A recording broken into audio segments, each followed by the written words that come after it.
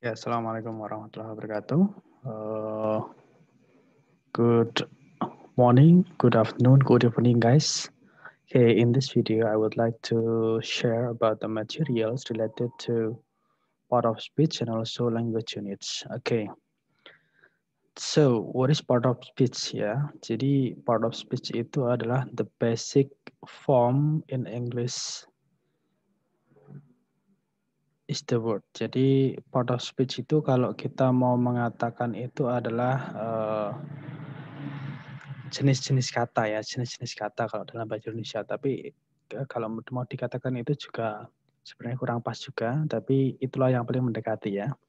There are several types of part of speech ya. Kita bisa mulai dari noun.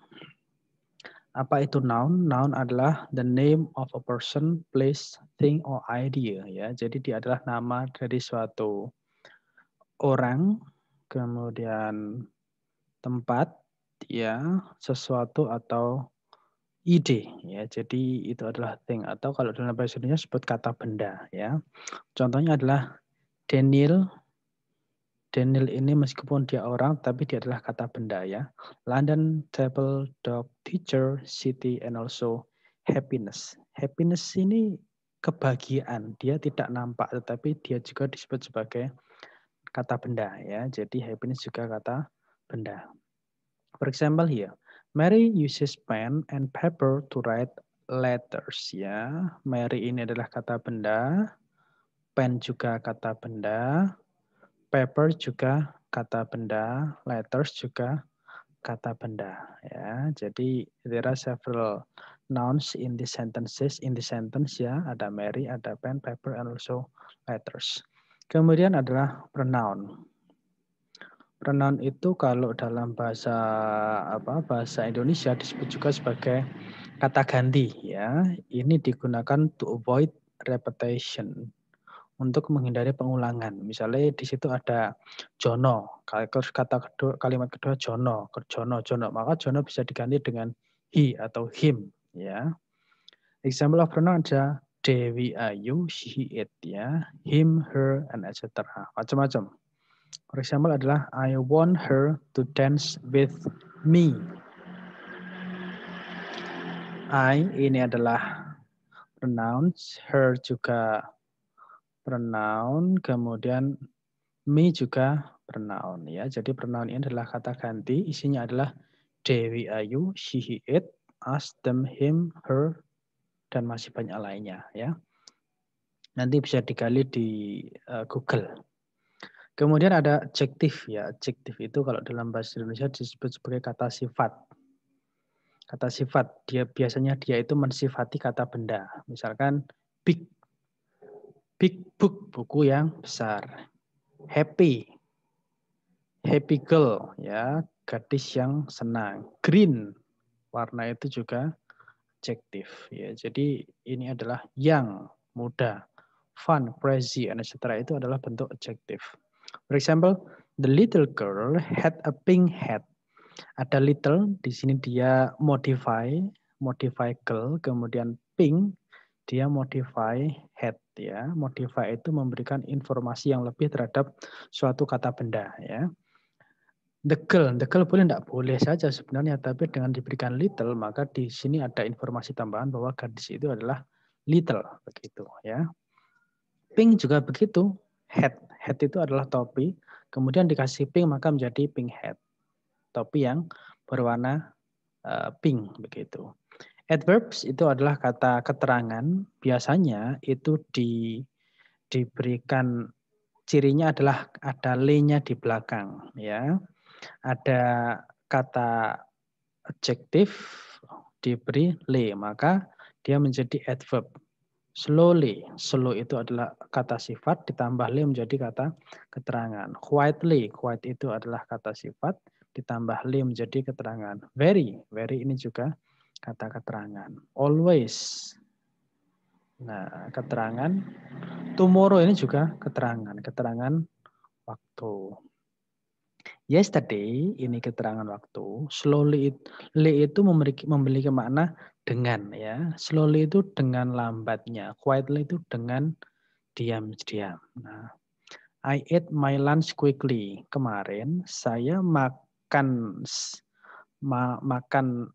siangku itu tuh dengan cepat ya, dengan cepat. Quick itu cepat, quickly itu dengan cepat.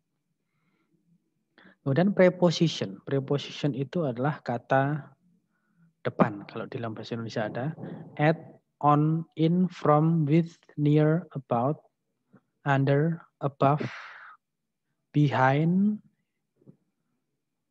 and etc. Ya, contohnya adalah I left my key on the table for you. Nah, ini adalah contohnya ya. Jadi dia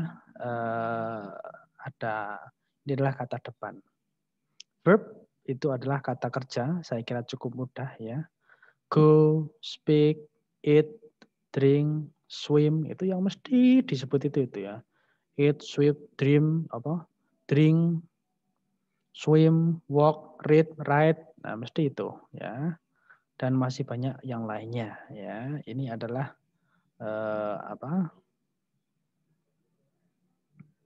dia adalah kata kerja. Contohnya, I like Woodward English. I study their chart and play their games. Di sini ada play, ada study, ada like. Jadi tiga kata ini adalah verbs ya. Kemudian ada conjunction. Conjunction itu adalah kata yang menghubungkan bisa menghubungkan kata lainnya, bisa menghubungkan frase, bisa menghubungkan klausa ya. Nah, contohnya ada fan voice ini kalau mau dikatakan fair, for, and, nor, but. Nah, ini macam-macam ini adalah conjunction ya. Conjunction kata hubung. Nah, tapi nanti teman-teman harus memperhatikan benar-benar relasi antara kedua kata atau relasi antara kedua frasa atau relasi antara kedua klausa sehingga dalam menggunakan conjunction ini tepat. Apakah itu harusnya menggunakan dan tapi menggunakan but? Nah, maka itu menjadi kurang tepat. I was hot and exhausted, but I still finished the marathon.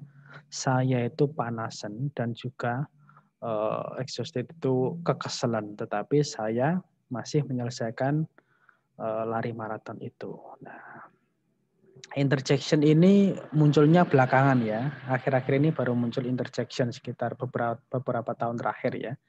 Interjection is a word or phrase that express a strong feeling. Jadi dia digunakan untuk mengekspresikan feeling yang kuat atau emotion ya.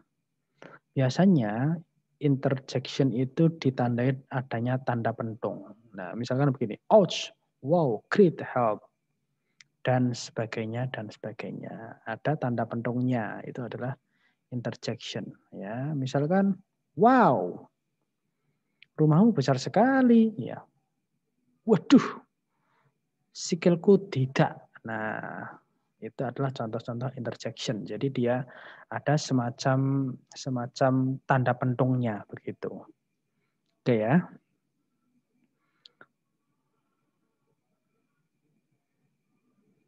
Suffix kita bahas sebentar ya. Suffix itu adalah sesuatu tambahan yang berada di akhir atau setelah kata ya.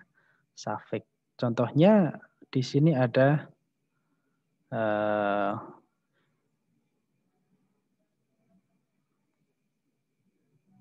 beauty ya. Beauty dikasih menjadi beautiful. Beauty dikasih file menjadi beautify.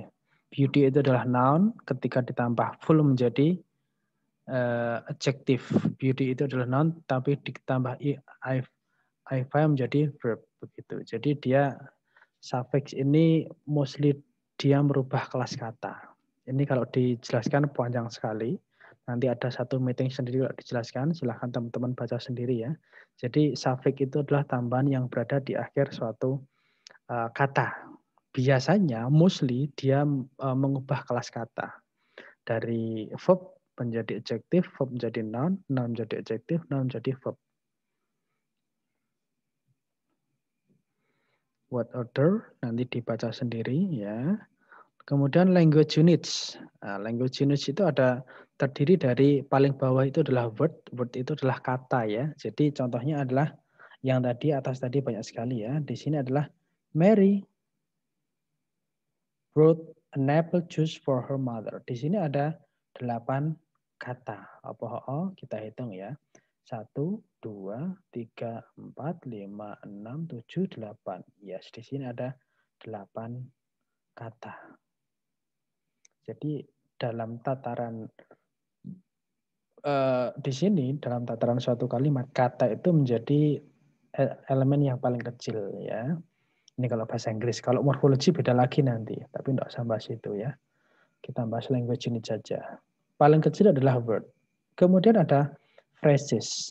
Phrases itu apa? Phrases itu adalah suatu entitas yang dia minimal terdiri dari 2 kata ya. Tetapi dalam 2 kata itu tidak ada subjek dan tidak ada verb. Hanya kata dan premodifier ya. Contohnya di sini ada in 10 steps ya. In 10 steps. Lebih dari 1. Minimal 2 ya. The great man. The great man. Di sini juga lebih dari 1. Tetapi tidak ada subjek dan tidak ada predikat, hanya kata benda. A pink flower, ya, the thick canopy. Nah, contohnya ada yang pertama itu adalah prepositional phrase. Berarti di phrase itu ada gabungan antara preposisi dan noun. Preposisi yang atas tadi ya, ada in, and, in, at, on, for, dan lain sebagainya. Under, above. Nah, misalkan she was lost at sea. Nah, ada at sama sea ya. At ini adalah preposition, sea adalah noun. Jadi ada preposisi plus noun. Yang kedua, I'm writing this essay for the entire class. Jadi for in adalah preposisi ketambahan noun atau pronoun. Maka di sini disebut sebagai prepositional phrase. Selanjutnya adalah noun phrase. Noun phrase itu adalah frase yang bertindak sebagai kata benda. Contohnya di sini berarti ada noun sama modifier. The man takes a bus every day to work. Terus bedanya ini dengan ini apa? Nah, kalau di sini dia pencirinya adalah ada preposisi, kalau di sini tidak ada. Ya, biasanya ada a bus, ada beautiful girl. Nah, contohnya nih, a very beautiful bag. Ndasnya adalah bus sama bag ini ya. A very beautiful bag. Bag yang cantik. Kalau ini adalah at. Jadi kalau ada preposisi ketemu noun, dia adalah prepositional phrase. Tapi kalau ada noun, ketambahan premodifier, bisa ende, bisa very, dan lain sebagainya, bisa adjective, maka itu adalah noun phrase. Terus verb phrase apa? Verb phrase itu adalah verb yang dia terdiri dari lebih dari 1 kata. Biasanya dia berada pada ini ada is moving ya, is moving, is writing, must reach, can teach ya, has been here. Nah, has been itu kan ada has, ada been, ada I've been talking. Intinya adalah di sana itu verb tapi terdiri dari lebih dari 1 kata. Maka dia adalah verb phrase. Banyak sekali sebenarnya, saya tidak bisa nulis. Tetapi intinya dia itu verb tetapi entitas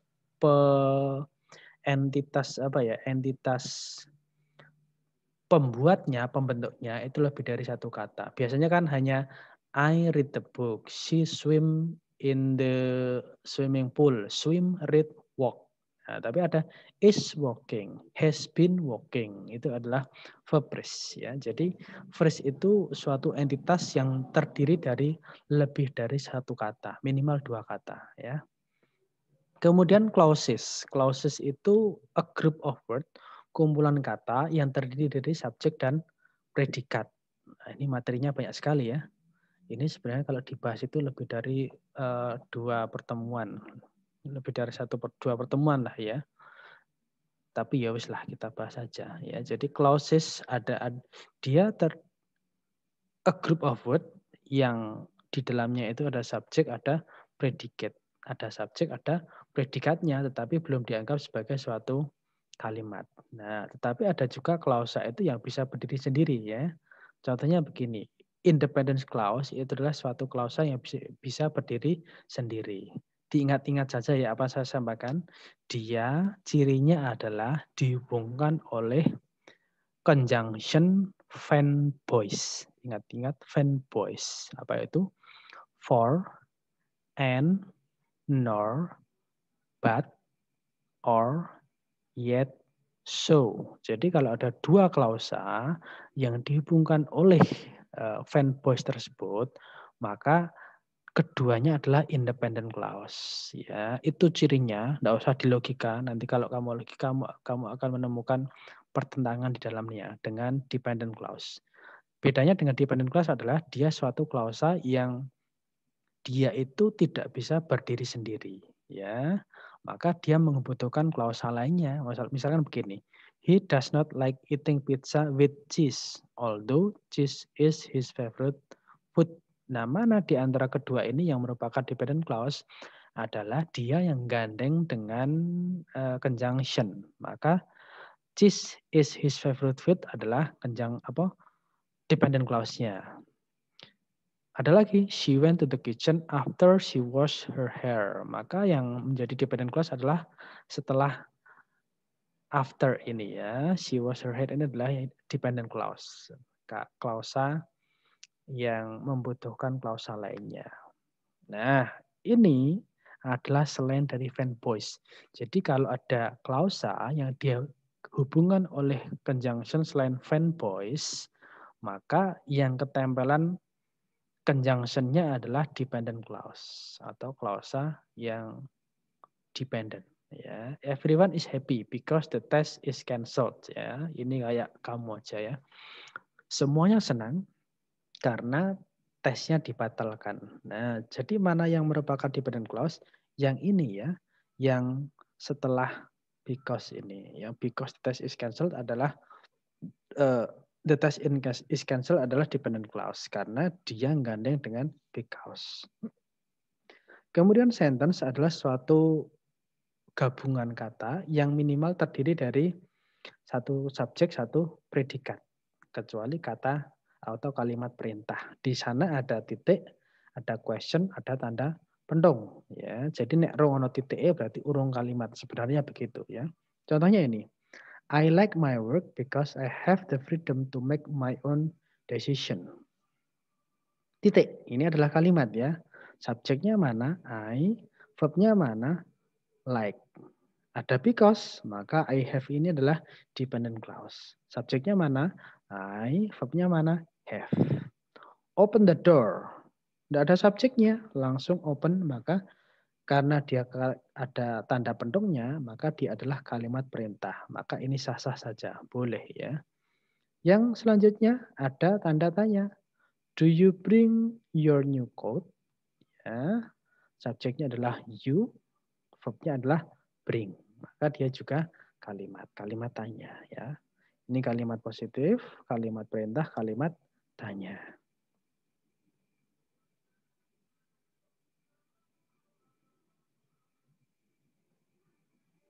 Oke, sedikit lagi ya.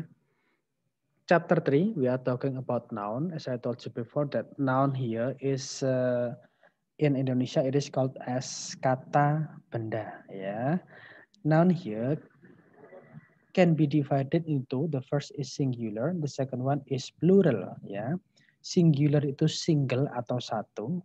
Jadi kalau ketemu orang, wah saya single. Single itu berarti dia jomblo. Singular itu adalah sendiri ya, tidak ada pasangannya. Contohnya adalah John buys many books. Benar atau salah? Yang kedua, John buys many books. Yang benar yang mana? Yang bawah ya, yang bawah. Kenapa? Karena many itu adalah indikator, many ini indikator plural. Maka kata bendanya juga harus plural ya. Nah, ini ya, books is correct. Nah, ini adalah beberapa indikator yang menunjukkan bahwa suatu kata itu adalah singular atau plural. Singular itu ada each, every, single, one, a book. Ya, itu adalah singular. Sedangkan plural kalau dia muncul both, too, many. Nah, di sini ketemu many ya. Many itu adalah indikator dari plural. Ya, various, several, a lot of. Jadi kalau kalian bingung melogika, dihafalkan saja. Jadi singular ini ada each, every, single, one, sama an. Plural ada both, two, many, various, several, and also a lot of. Ya. Nah, di sini ada catatan ya. Ada catatan bahwa regular, bahwa plural noun itu tidak selamanya ketempelan s, tetapi ada yang es. Contohnya bagaimana? Book itu dia regular.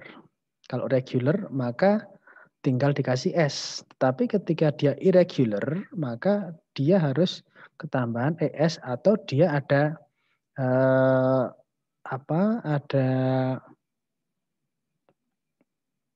ada aturannya sendiri. Contohnya ini ya, ship tetap ship, food menjadi feed, child menjadi children, man menjadi man, fish tetap fish, woman menggunakan menjadi women, ox menjadi oxen. Nah, itu adalah irregular ya. Itu adalah bedanya. Some important notes about singular and plural are as follows. Name is always singular even it contains plural noun. Jadi nama itu selalu singular meskipun dia ketempelan s. Nah, contohnya ini ya. The Institute of Communication provides the students. Kenapa dia provides? Karena meskipun dia ketempelan s, maka dia tetap dianggap sebagai singular. Ya. Yang kedua, name of area of study is always singular.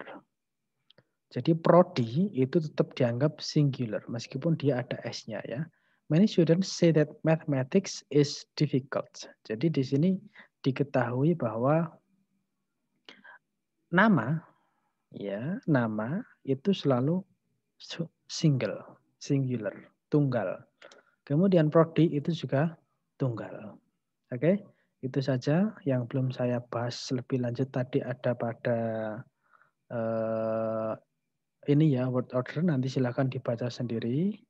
Silahkan dipahami.